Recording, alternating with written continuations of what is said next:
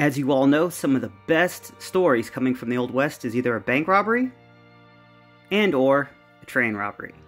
Well, the story of this Winchester 1873 starts with a bank robbery. If you don't care to hear the story and you just want to see the gunfire and shoot, I will put a time on screen to fast forward to. For all of you still here, let's get into this. 4 armed men burst into the Medicine Lodge Bank and demanded all the money out of the safe. In the ensuing melee, both the bank's president, Wiley Payne, and its chief cashier, George Gippert, were unfortunately shot. Before he died, Gippert managed to seal the vault, causing the bank robbers to leave empty-handed. The bank manager, Wiley Payne, was still alive, but fatally wounded. The 4 masked men left the bank, made haste to their horses in an attempt to run away from the scene. As this happened, a group of dozen cowboys, who by chance were at the stables across the street, formed a posse and gave immediate chase. After several miles, the 4 culprits were trapped in a box canyon. After a small shootout, they realized they were trapped, and they surrendered. Now imagine the men's shock when they realized that 2 of the robbers, one was Henry Newton Brown, the marshal of nearby Caldwell, Kansas, and Ben Wheeler, his assistant marshal.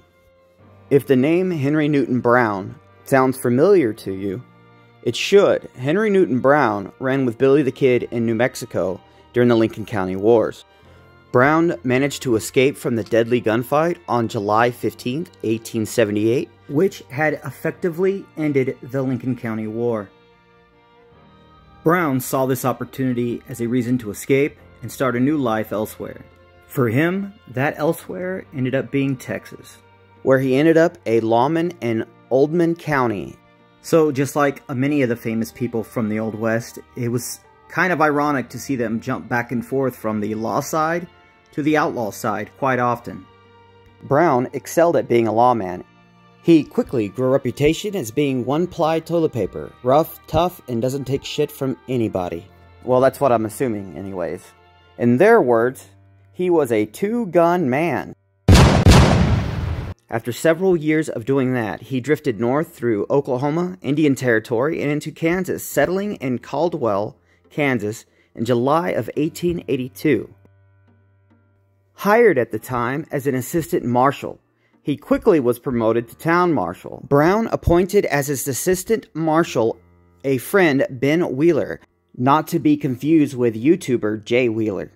He was a former Texas lawman and sometimes outlaw. So, going back to Henry Newton Brown, after marrying into a well-to-do family and being the marshal of a town, honestly, I don't know why he would rob the bank. I'm not a town marshal who's robbed banks. Well, at least not since that one time. But a letter Brown sent to his wife shortly after his capture suggests it was an isolated and impulsive act.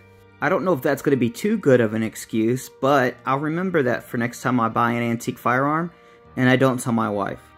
Stay tuned, subscribe, I'll let you know if that works out or not. The other 2 men that assisted in the bank robbery were local cowhands, William Smith and John Wesley. After their surrender in the box canyon, all 4 were taken to the Medicine Lodge jail. It was at this time a cameraman took this iconic photo. An angry crowd quickly formed.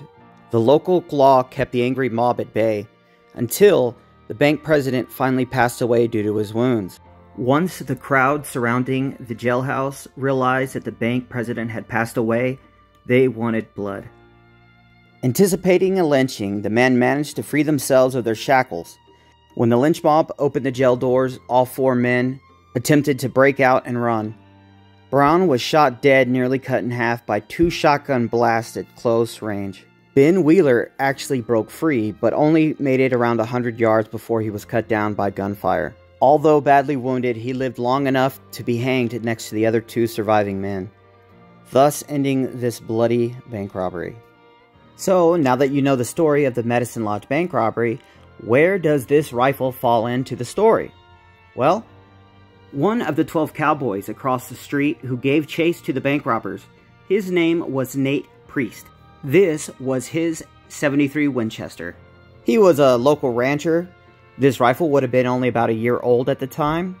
This rifle never left the area until the day that I ended up purchasing it from a good friend, Garrett, from the 11 Bang Bang YouTube channel. So, now that you know the story and history behind this 1873 Winchester, let's take it out and put some rounds through her.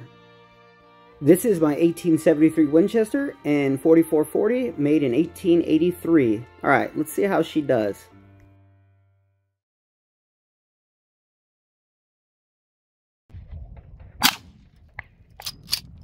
Yeah, it shoots high, definitely shoots high.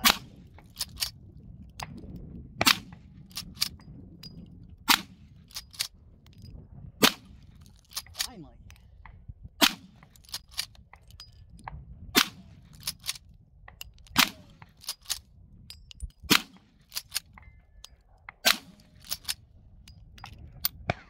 Oh, that's it. All right, last two. I hit it. Oh, hold on. That's it. Please look at this as a part 1. I haven't been able to get back out to the range, but as soon as I do, there will be a part 2 to this with a lot more shooting. So, thank you guys for watching, and I will see you in the next one.